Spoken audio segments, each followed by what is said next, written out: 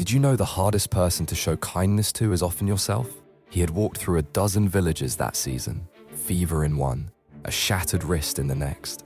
A woman in the third who had not seen clearly in 3 years until he pressed a small poultice to her eyes and waited. He gave without hesitation, every time. But his own hand, wrapped loosely in cloth he changed less and less often, told a different story. The wound had been there for months. He knew what it needed. He had treated worse on strangers before breakfast. So why not himself? He sat by a quiet stream one evening and finally looked at it. Really looked. The skin was dark at the edges. It had gone further than he admitted. He had mistaken neglect for humility. He had called it selflessness when it was really just fear. Fear that stopping to care for himself meant he was worth the trouble. He was. You are too.